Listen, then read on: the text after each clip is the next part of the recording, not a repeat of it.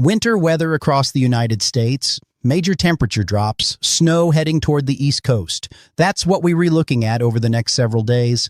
I've examined the latest guidance from the National Weather Service, the NOAA models, and the current atmospheric setup. And the pattern shift happening right now is textbook winter. Not unprecedented, not the storm of the century, but significant enough that you need to understand what's coming and when it arrives in your area. Right now, conditions across the country couldn't be more different.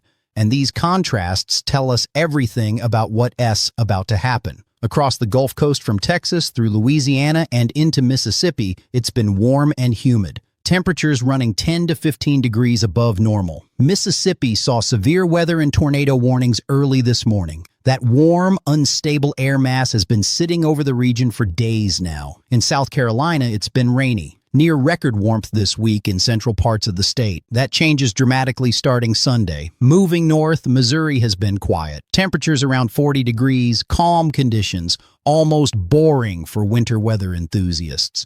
That extended mild spell ends next week when the pattern flips. Compare that to the high plains. Eastern Colorado saw temperatures drop to 17 degrees this morning. Wind chills down to 5 degrees. That's the Arctic air we're going to be talking about. It's real, it's here, and it is heading east. Northeast Florida has enjoyed perfect weather for the past 10 days. Clear skies, comfortable temperatures, that is going to feel like a distant memory by Friday. And then there is the Northeast. Maryland, many of you have been waiting for snow. 2 years without a major storm in some areas. This pattern shift has potential. But I am not going to promise anything until we see how these systems develop over the next 72 hours. South central Wisconsin was seeing rain this morning. As I may recording this, some areas are reporting snow already starting to fall. That's how quickly this transition is happening. Not tomorrow, not next week, right now.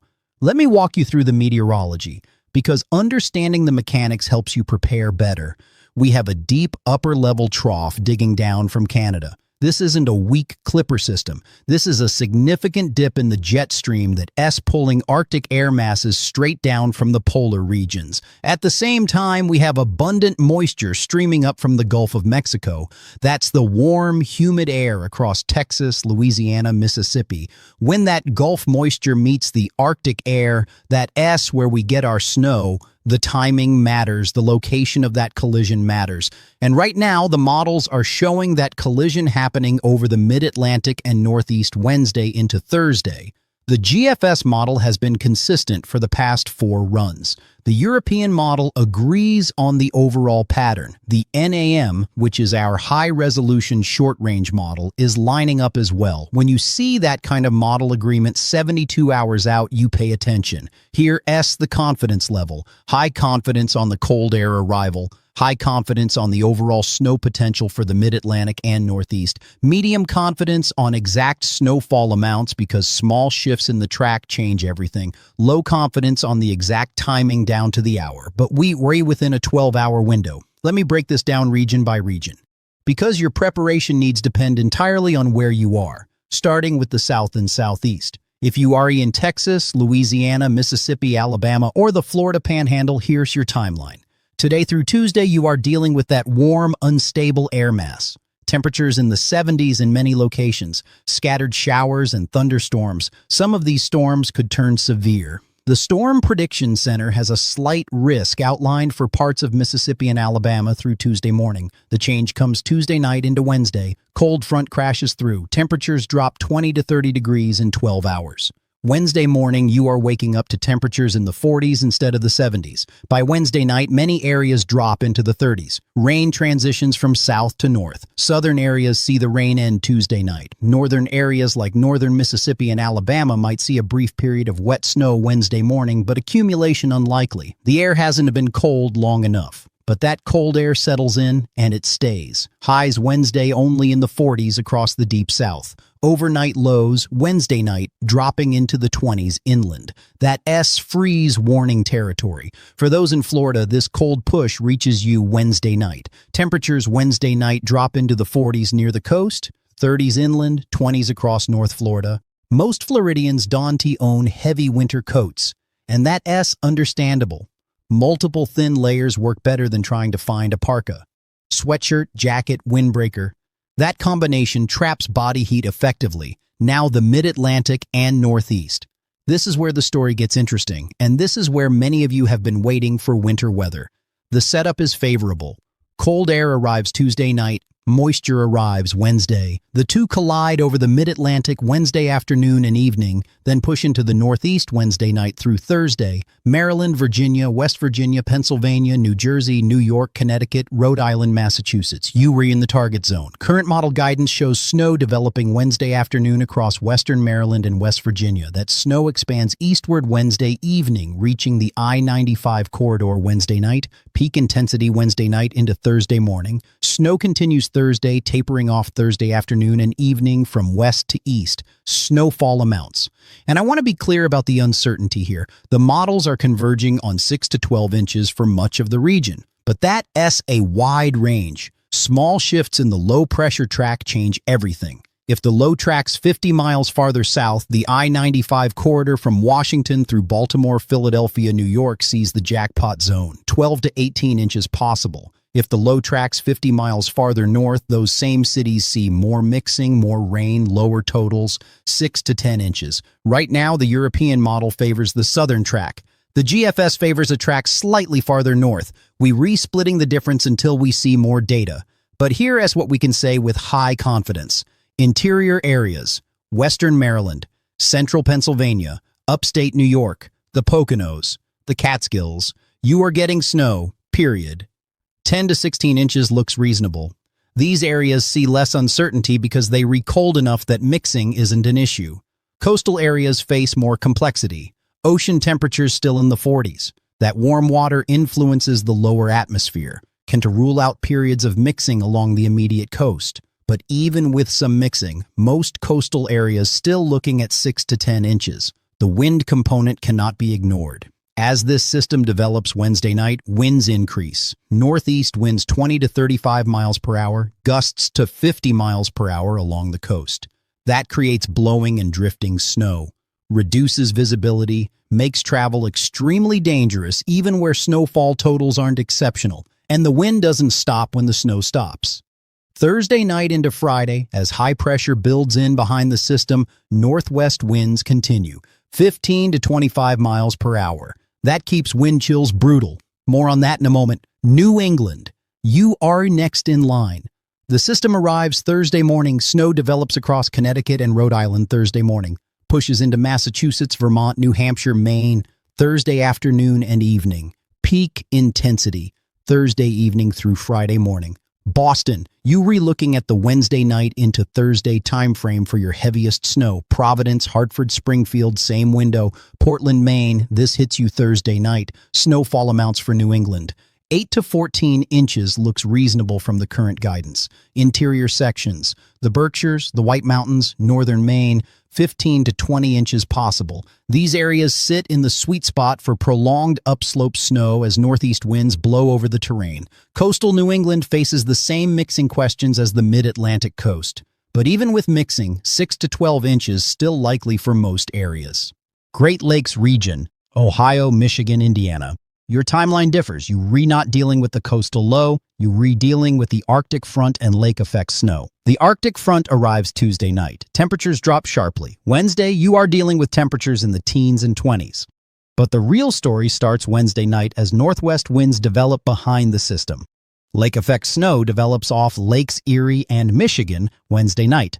Those snow bands continue through Friday. Typical lake effect snowbelt areas. Snowbelt east of Cleveland. Michigan S, west coast from Grand Rapids to Traverse City, northwest Indiana around Michigan City. You know the drill.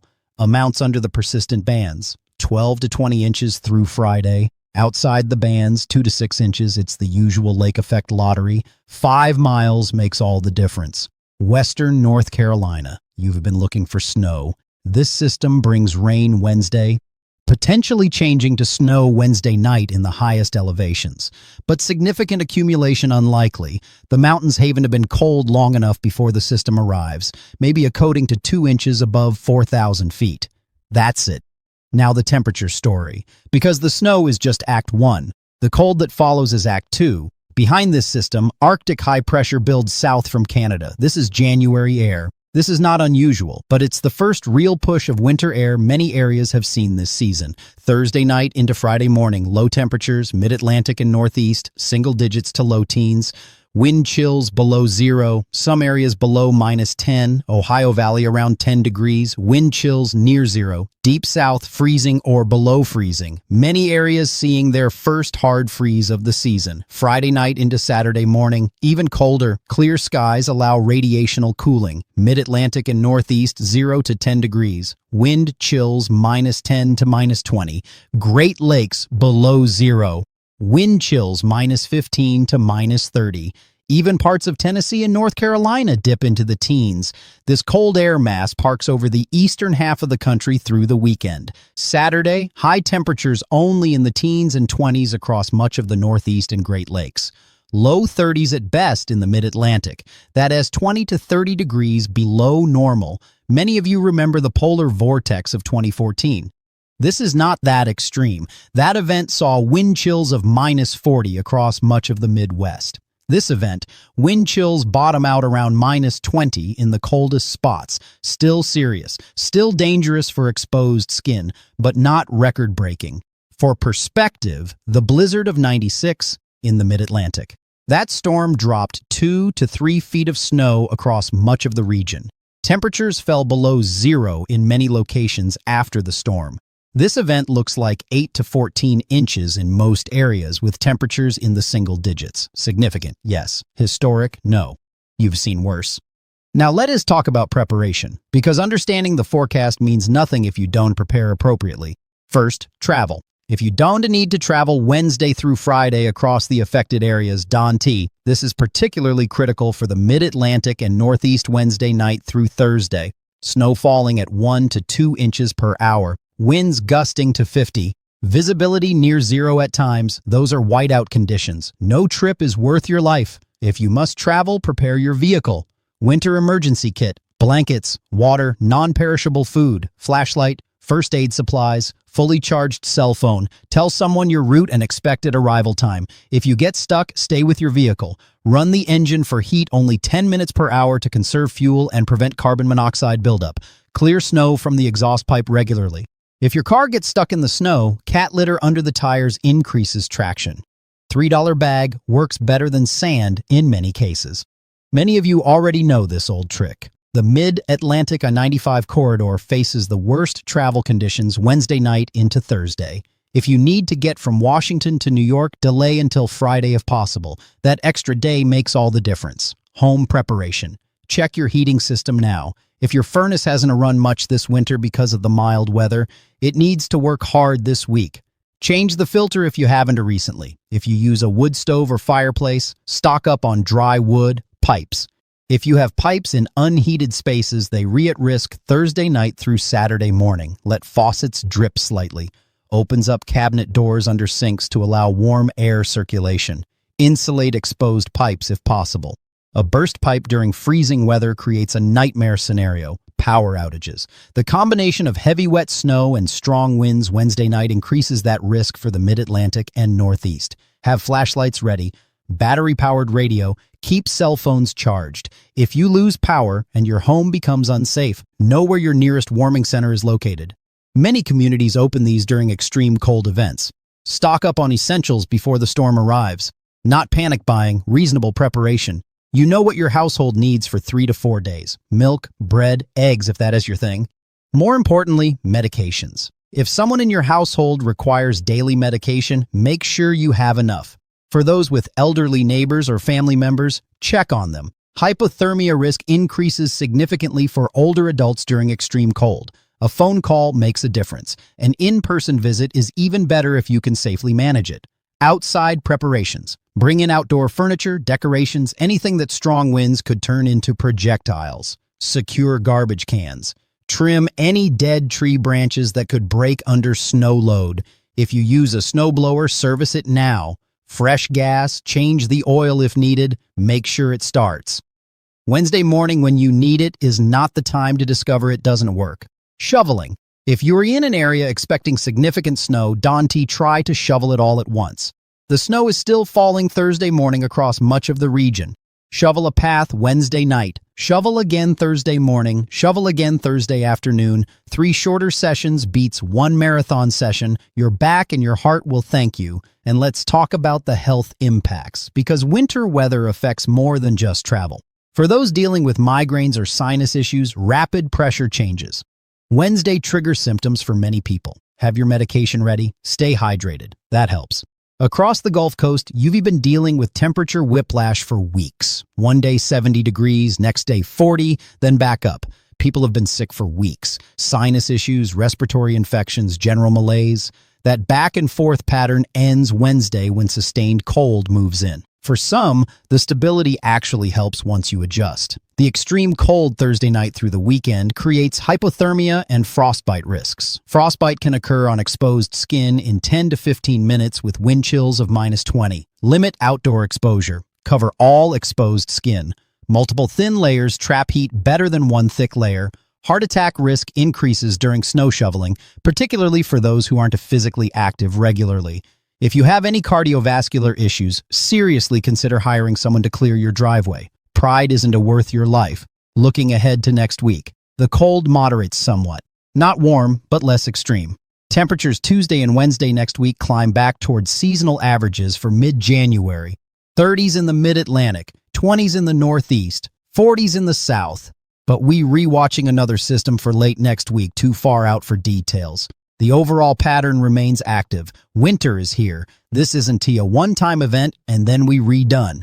The jet stream configuration favors repeated storms over the next 2 to 3 weeks. For the upper Midwest and northern plains, you've been dealing with cold all season. This system doesn't change much for you. Temperatures remain below average. Lake effect snow continues off Lake Superior for northern Michigan and the upper peninsula through the weekend. Amounts in the typical bands, 6 to 12 inches. The northwest and west coast remain under a different pattern. Mild temperatures, occasional rain along the coast, snow in the Cascades and Sierra Nevada, but nothing unusual. The active pattern sits over the eastern 2/3 of the country. One question many have asked, when does winter end? When do we shift back to milder conditions? The long-range outlook from NOAA suggests this colder pattern persists through late January. February could bring moderation, but we re-talking 4 to 5 weeks out. That S beyond useful forecast range. What we can say, if you've been enjoying mild winter weather across the east, that S over. Real winter arrives Wednesday. It stays through at least the end of January. Let me recap the key points, because there's a lot of information here, and I want to make sure the critical details stick. 1. Major winter storm impacts the mid-Atlantic and Northeast Wednesday through Thursday. Snow, wind, dangerous travel conditions. 2. Snowfall amounts 6 to 12 inches for most areas. Higher amounts possible interior sections. Coastal areas face mixing questions that could reduce totals. 3. Timing matters for travel. Wednesday night through Thursday, worst conditions. Friday, roads improve but remain hazardous. 4. Extreme cold follows Thursday night through the weekend. Single digits in many locations. Below 0 some areas. Wind chills brutal. 5. Preparation needs to happen before Wednesday. Check heating systems. Protect pipes. Stock essentials. Prepare vehicles. 6. Health risks from cold exposure and snow removal. Take it seriously. Frostbite and hypothermia are real threats. 7. This is not a one-time event. Active pattern continues. More winter weather likely over the next several weeks. The bottom line. This is winter. This is what winter looks like in mid-January across the eastern United States. It's not unprecedented. It's not the storm of the century. But it is significant. It requires your attention and your preparation. For those areas that haven't seen real winter weather yet this season, this is your wake-up call. You've had weeks of mild conditions. That S over. Winter is here. For those who've been waiting for snow, Maryland, I'm looking at you. This is your chance. But with it comes the responsibility to prepare properly. The forecast will be updated as new data comes in. Snowfall amounts will be refined. Timing will be narrowed down. But the overall message remains consistent. Major winter weather Wednesday through Friday. Extreme cold through the weekend. Check the National Weather Service for your local area. They provide the most specific, most up-to-date information for your exact location. This forecast gives you the big picture. Your local office gives you the fine details. Stay safe, stay warm, take care of your neighbors, and remember, this is why we prepare. This is why we pay attention to forecasts, not to panic, not to overreact, but to be ready when winter weather arrives. That S the forecast, that S what you need to know. The next update will be posted tomorrow as we get closer to the event and can provide more specific details